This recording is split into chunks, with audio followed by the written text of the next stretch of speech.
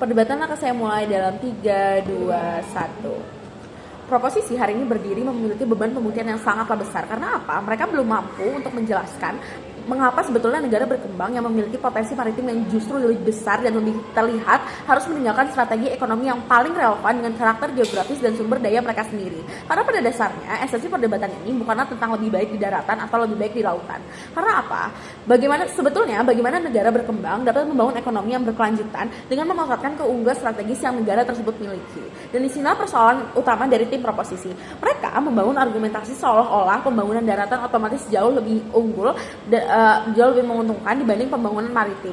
Padahal yang perlu dipahami di sini adalah negara berkembang tidak pernah dapat membangun masa depan ekonominya dengan mengabaikan salah satu sektor yang justru menjadi keunggulan komparatif utamanya. Karena apa? Tim proposisi sejak awal menyatakan bahwa laut di Indonesia contohnya atau di negara lain jauh lebih sangatlah luas dan masih sangat bisa untuk diekspor. Maka dari itu dalam status quo realitas global sebetulnya banyak sekali negara berkembang yang memiliki garis pantai yang panjang, kekayaan laut, jalur perdagangan yang lebih strategis, sumber daya perikanan dan ekonomi pesisir yang sangatlah besar. Artinya laut ini bukanlah sekedar pelengkap geografis yang ada di muka bumi, tetapi laut ini merupakan fondasi ekonomi strategis yang dapat memicu keuntungan lebih lanjut. Dan strategi ekonomi biru ini hadir bukan hanya untuk sekedar melindungi laut saja, tetapi untuk memastikan bahwa sebetulnya potensi maritim ini mampu untuk menghasilkan pertumbuhan ekonomi yang jangka panjang tanpa sebetulnya menghancurkan sumber daya tersebut yang dimiliki oleh negara-negara berkembang.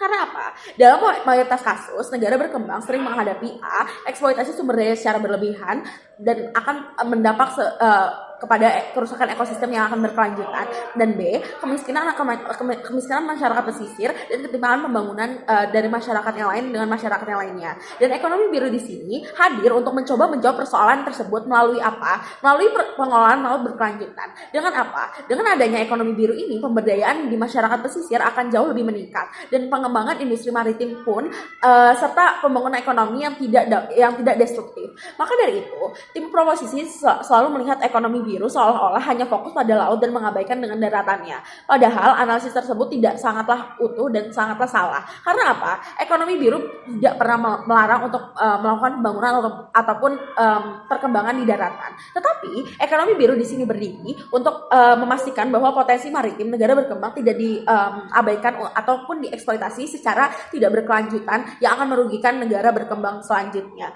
Argumen pertama, ekonomi biru merupakan strategi pembangunan jangka panjang yang paling relevan bagi negara maritim. Tim proposisi mengatakan bahwa pembangunan daratan merasa lebih cepat untuk meningkatkan ekonomi karena menganggap banyak masyarakat yang tinggal di lingkungan sekitar.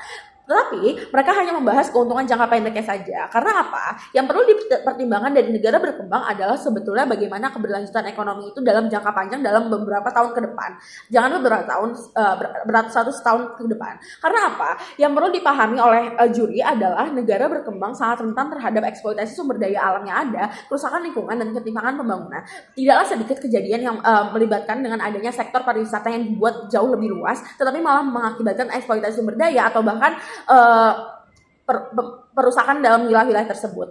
Maka dari itu, ketika suatu negara berkembang terlalu fokus pada eksploitasi daratan, yang akan terjadi adalah deforestasi yang akan jauh lebih meningkat, banyak sekali penggunaan hutan dan kerusakan lingkungan lainnya. Urbanisasi akan jauh tidak terkendali dan eksploitasi tambang akan jauh lebih membesar dan bahkan wilayah pesisir akan semakin tertinggal. Padahal laut di sini justru memiliki sumber pangan, bahkan jalur perdagangan dan energi, dan bahkan sektor ekonomi masa depan. Maka dari itu, ekonomi biru di sini hadir untuk memastikan bahwa pertumbuhan ekonomi tetap berjalan tanpa merusak fondasi sumber daya negara itu sendiri. Karena inilah yang paling penting. Karena negara berkembang tidak memiliki kapasitas besar untuk terus memperbaiki kerusakan ekologis akibat pembangunan yang tidak berkelanjutan yang akan buruk pada depannya. Argumen 2, tim proposisi terlalu membangun argumentasi yang terlalu sempit dan tidak mempresentasikan negara yang berkembang secara umum. Yang terhormat juri, mosi ini berbicara sebetulnya tentang negara berkembang secara umum, namun sejak awal tim proposisi hanya berbicara mengenai gunung, wisata daratan, dan dalam konteks negara Indonesia saja, tidak memikirkan negara berkembang yang jauh lebih kompleks. Dan Padahal banyak negara berkembang itu justru hanya sangat bergantung kepada laut, memiliki ekonomi pesisir yang jauh lebih dominan, bahkan menjadikan sektor maritim sebagai tulang punggung nasional. Artinya apa? Ketika tim proposisi menolak ekonomi biru, mereka berarti belum berhasil untuk menjelaskan bahwa mengapa strategi yang relevan bagi banyak negara maritim harus ditinggalkan hanya karena beberapa sektor di daratan juga memiliki potensi ekonomi yang terlihat cukup jelas.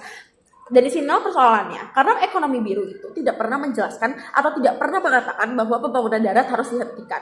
Kenapa?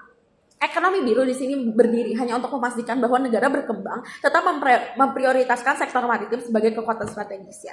Dan tim proposisi menganggap jika kita mengambil tindakan ekonomi biru ini, kita akan meninggalkan semua yang terjadi di daratan, seolah-olah yang di daratan akan ditinggalkan dan masyarakat akan tidak bisa hidup dan hal-hal buruk lainnya. Maka dari itu, analisis tim proposisi akan menjadi lebih kurang proporsional karena membangun perbandingan yang sebenarnya tidak perlu dipertentangkan. Argumen ketiga, ekonomi biru justru akan melindungi kelompok-kelompok masyarakat yang paling rentan. Tim proposisi mengatakan mereka ingin menyelamatkan masyarakat miskin terlebih dahulu yang berada di garis kemiskinan. Namun mereka belum menjelaskan siapa yang sebetulnya kelompok yang lebih terdampak ketika laut tidak dikelola secara berkelanjutan.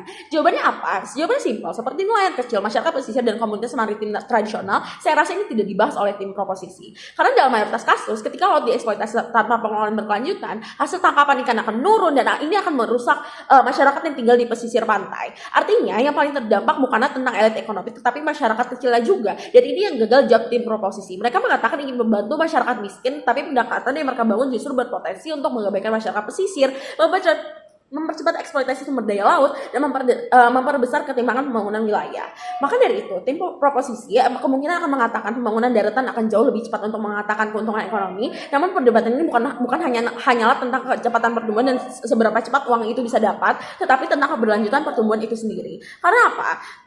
Pertumbuhan ekonomi yang cepat tetapi merusak sumber daya alam justru akan menciptakan krisis jangka panjang, bukan? Mereka juga memungkinkan akan mengatakan budaya daratan lebih mudah untuk meningkatkan pariwisata. Namun argumen tersebut tidak menjelaskan mengapa strategi ekonomi biru itu harus ditolak, karena dari awal ekonomi biru tidak pernah menutupi wisata daratan, budaya lokal maupun pembangunan sektor lain. Maka dari itu, negara berkembang dengan potensi maritim tidak akan maju dengan mengabaikan lautnya sendiri, karena laut bukanlah sekedar batas geografis. Dan ketika strategi ekonomi ini ditolak, yang hilang bukan hanyalah tentang potensi ekonominya saja, tetapi tentang kesempatan sebetulnya negara berkembang untuk membangun masa depan yang berkelanjutan kepada masyarakat lainnya. Bangga menjadi tim oposisi.